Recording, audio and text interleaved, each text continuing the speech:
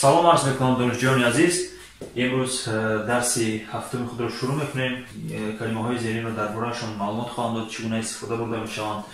ва пеш аз оне ки дарсро шурӯъ кунем, як ҷумлаҳое ки дар дарси шашум нависта будам дар зери видео, онҳоро мехонам. яъне шумо шарт ҳамин буд ки яъне бояд тарҷума мекардед. айни ҳол мехонам ҷумлаҳоро, чӣ гуна шакли дуруст тарҷумаашонро мефаҳмонам. агар мувофиқ кунад, яъне тарҷумаи шумо дуруст аст, мувофиқ ки накард, яъне хатоиҳои худро ислоҳ намоед. Хоб, my father has a car but my mother doesn't have. яъне my father has a car but my mother doesn't have. яъне тарҷумааш инчунин мешавад: падари ман мошин дорад, аммо модарам надорад. My father had a car but my mother doesn't have. яъне but лекин my mother doesn't have. модари ман надорад. خب جمله دیگر این بود که My brother has a new notebook but my sister has an old notebook. برادر من دفتری خب my sister has an old book. برادر من دفتری نو دارد، لیکن خواهر من کتابی کهنه دارد. خب در یک مثال کلمه n زیادی کردیم n old. یعنی همین n هیچ در اصل ترجمه ندارد. این هم با مانند ا و ذ ارتیکل ها می باشند. ارتیکل های یعنی نمایان.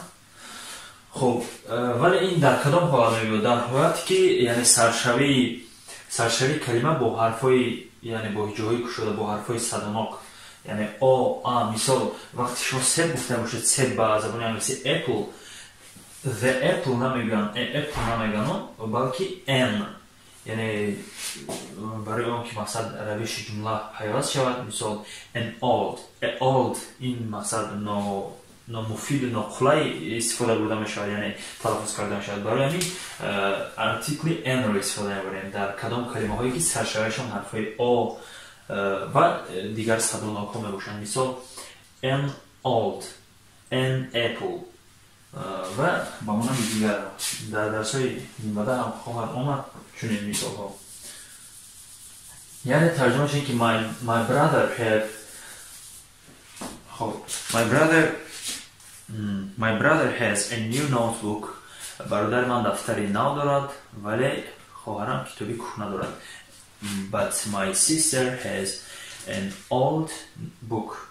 خب جمله دیگر I don't want to go to school. I don't want. I want من میخواهم. I don't want من نمیخواهم. یعنی I don't want to go to school. در اینجا چون دیده در دو جا تو آمده است، یعنی to go یعنی که در فعل توی که پیش از فعل آمد، یعنی شکل مصدری فعل میفهمند. من به مکتب رفتن to go نمیخواهم. یعنی یکم I don't want to go to school. یعنی یکم تو با مقصد مصدر کردن فعل آمده است. از دوم تو با ترجمهش همچون با، یعنی to school با مکتب. to go رفتن، to school با مکتب. I don't want to go to school من نمیخواهم، من با مکتب رفتن نمیخواهم. خب I want to draw من رسم کشیدن میخواهم. Salim doesn't want to have a lorry but Ahtam wants. Salim doesn't want یعنی وقت شخصی سیوم باشد don't استفاده نمیبریم بلکه doesn't استفاده. My mother doesn't have. Ahtam doesn't want. Salim doesn't want. Salim doesn't want to have a lorry. Salim یعنی ماشین بارکش داشتن نمیخواهد. یعنی to have داشتن میشود، چون که از تمام ترجمه میکنیم سلیم ماشین بارکش داشتن نمیخواهد. But Ahtam wants لیکن احتام میخواهد. یعنی I want من میخواهم، وقتی که wants پسند s در فعل یعنی اضافه شد، این یعنی سیم شخص رو میخواهد، یعنی سیم شخص رو در نظر دارد. But احتام wants لیکن احتام میخواهد. خب این حال شروع میکنیم با خوندن و ترجمه کردن کلمه های زیرین. خب to wash یعنی چون دیدن دو حرف s و h در اینجایی آمده شده است، حرف این رو ش میخونیم. to wash شستن یعنی میتونید to wash hands дастро шустан, to wash face, руйро шустан. вале ки дар айни ҳол як ҷумла мисол меорам, ин ҳатман дар назар дорад вақти ҳар хеста дасту руйро шустанро to wash. work кор, job кор, шугл, касб, яъне касб, касаба. яъне миёни ин ду калимаҳо чӣ фарқ аст? work ва job. хоб job яъне ягон касаба, шугл, кор ба ин мақсад гуфта истодааст, яъне ба мақсаде ки шугл, касаба. мисол I have a job, яъне ман кор дорам, ман касаба дорам, ман шугл дорам. work яъне кор, ҳамчун ин калимаро метавонем мо ба феъл истифода бубарем. мисол I am working, ман кор карда истодам, ё I work, ман кор мекунам. яъне ин ба мақсади феъл истифода бурда мешавад. ва инчунин хоб work, мисол ман ба кор меравам. шумо дар ин ҷо гуфта наметавонед I go to job. job ин яъне касаба аст, ман ба касаба меравам. ин яъне хато мешавад. шумо мегӯед I go to work.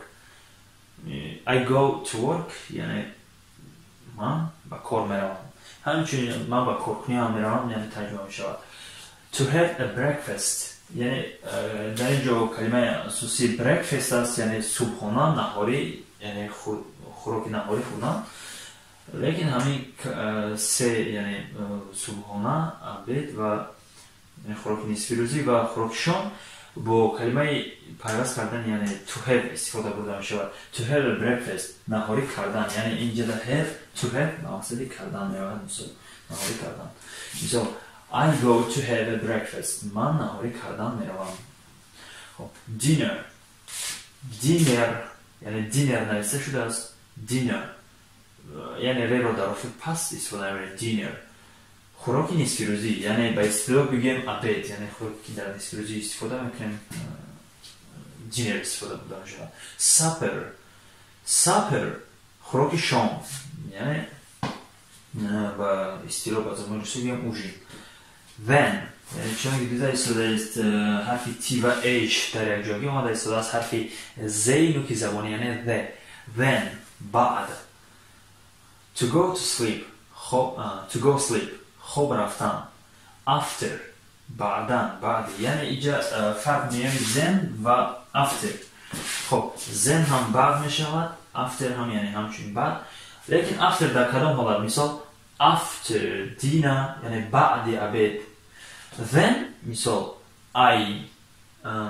I get up, then I wash, ман мехезам ва ман дастуроямро мешӯям. хоб яъне инаш баъди, баъдан, инаш баъд. мисол I go home, then I go to the store, ман хона меравам, баъд ман мағоза меравам.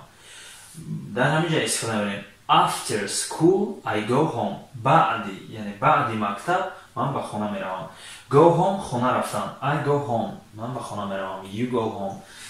яъне бинед ки ҳаминҷа рафтан хона, дар байни go home калимаи ту истифода мебарем. яъне мисол шумо гуфтем бошед ки ман ба хона меравам, дар инҷа шумо ҳатман ин хатоиро мақсад дар ҳаминҷа аҳамияти калимаи ту монда намешавад. I go to home ин хато аст. баъд шумо гӯед I go home, яъне пеш аз home шумо ту намегузоред.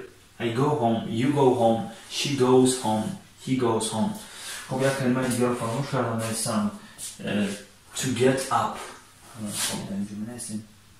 up to яъне хистан, бедор шудан, аз хоб хистан. дар айни ҳол аз хоб дар даруни хас мегирам, яъне дар ҳамин дарс ин калима дар яъне аз хоб хистанда мисол оварда мешавад. вале ки шумо метавонед касеро мисол хезет гӯям, мисол шиштае бошад. мисол дар баъзе мисолҳо мегӯянд stand up, лекин stand up мисол ба шакли адабӣ аст. мисол муаллим донишҷӯро stand up мегӯяд. мисол шумо метавонед get up яъне хез. вале дар айни ҳол аз хоб хестанро дар назар дорад. аз хоб to get up аз хоб хестан. хоб айни ҳол ҳамаи калимаҳоро рӯбардор кунед дар дафтари луғати худ. пок мекунам дӯстаро тахтаи синфро калимаҳоро нависед. яъне як ҷумла тартиб медиҳем. мисол як рӯзи як шахс, яъне این حال ما کلمه های آسان‌ترین و ساده‌ترین رو استفاده می‌بریم. یعنی این حال نیستم. در درسی گذشته ما ساعت رو یعنی ساعت کم این کلمه ها رو استفاده یعنی این حال شروع دارم.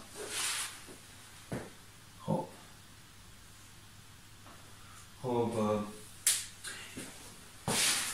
این رو هم در دفتر لغت خود قید نمایید. In the morning. In the morning یعنی در سحر. In the afternoon در نسفیروزی یعنی در عبید. In the evening در بگاه. خب I get up in the morning at 6 o'clock. من سحر در ساعتی 6 میخیزم. یعنی من سحر ساعت 6 از خواب میخیزم.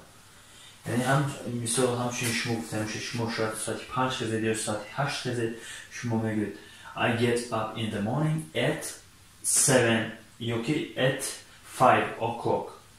5 رقم 5 من سحر ساعت 5 میخیزم. خب دوام جمله رو مینویسم.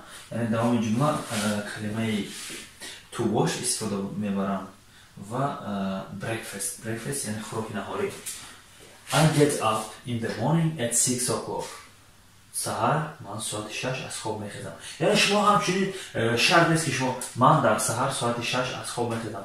یعنی همچنانی که منطقا ترجمه کنید با زبان تاجیکی که من سحر ساعت 6 از خواب میخیزم. من در ساعت 6 سحر از خواب میخیزم. همچنین یعنی منطقا ترجمه کنید که با زبان تاجیکی موافق گیرند. I get up in the morning at 6 o'clock.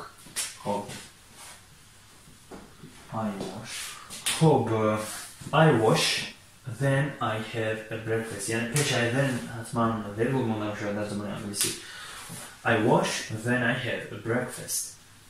یعنی اگر این یعنی مضمونا ترجمه کنیم من میشویم بعد من اینجا دستو شستن در نظر دارد. شرط نیست در اینجا میگیم I wash my hands and face. من دست و رویم رو و مقصد همین یک کلمه گفتن البته در نظر دارم. سحر بودم مقصد همچون عادتا دست رو میشید. مثال در فرهنگ و کلتور انگلیسی ها I wash when I have a breakfast. من دست رو میشیم و یعنی بعد بعد من خوراکی یعنی نهاری میکنم. من دست رو میشیم بعد نهاری میکنم. After یعنی مثال after I go to work. بعدا من به کار میروم. یعنی در اینجا مثلا من به کار میروم همچنین استفاده میشود. لیکن این همچنین ترجمه کرده میشود من کارکنی میروم یعنی به کار کردن میروم. After I go to work. بعدا من به کار میروم. اگر مثال شما واجه کار میتونید مثال اگر شما به دانشگاه میروید یا که به مکتب شما میتونید این کلمه رو عوض کنید. یعنی after I go to the university یا که to school. پیش از school هم ارتیکل نمیذاریم after I go to school یا اینکه after I go to the university. بعدا من به دانشگاه میروم. خب دوامش مثال در ساعت 12 یعنی من خوراک نسفیروزی میخورم. یعنی در ساعت 12 من خوراک نسفیروزی میخورم. At خب شروع میکنیم. At 12 12 خب 12 رو حرف کم می‌نویسم. At 12 At 12 o'clock.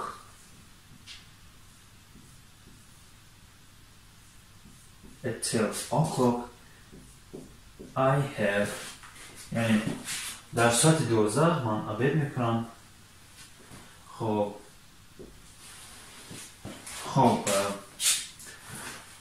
یعنی ساعت 12 من خوراک نسفیروزی میخورم.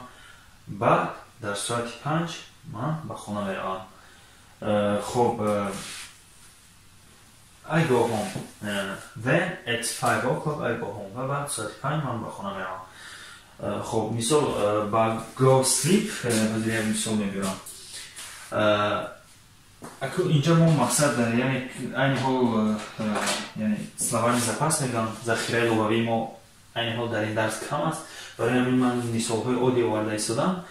مثال I have supper at 8 o'clock.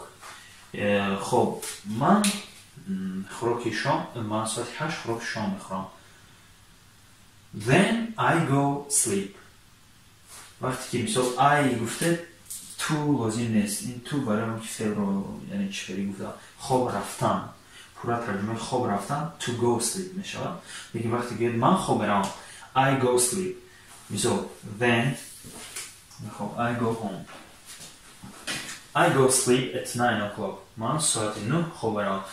خب در زبان انگلیسی ما درس های آینده یعنی یک درس نه بلکه یک درس یک چند درس ها را آید به وقت، یعنی وقت ماه سال دینه پگاه یعنی آید وقت درس خواهیم گذاشت.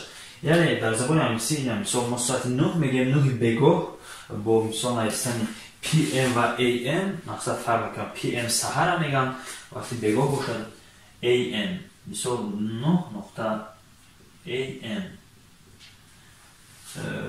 9 AM یعنی AM بگاه را در نظر دارد. PM سحر را یعنی ساعت 9 سحر 9 بگاه 9 بگاه AM 9 سحر PM. یعنی اینچونی در وقت در درس اویدی زمان ها گذاشتیم اینها را همش را خواهم فهمید. خب این حال درس هفتم ما خیلی کوتاه گذشت. کلمه های زیرین رو زیاد کنید و اینچنین در زیر این ویدیو هم یک جمله کوتاه خواهد آمد و در درس های آینده جمله ها با تاجیکی می نویسیم و وظیفه شما با انگلیسی ترجمه کردن آنها می شود. اگر خوب می شود کدام که یعنی این درس ها رو تماشا کرده ایستاده هر همون وظیفه هایی که در زیر ویدیو هست همون وظیفه های در کامنتاری ها نویسید، یعنی ترجمه شد. مثلا شما همین جمله که سر شده خونم در کامنتاری مثلا ترجمهش چگونه ترجمه میکنید همین باتوچکی، یعنی من مثلا نگاه کرده با این چنین فهماندهی رو یعنی جاهای منفی درس رو زیادتر می‌آموزم و با شما زیادتر خواهم آموزانید. خب با همین درسی هفتم خود رو آغاز می‌نماییم تا دیدار در درس هشتم.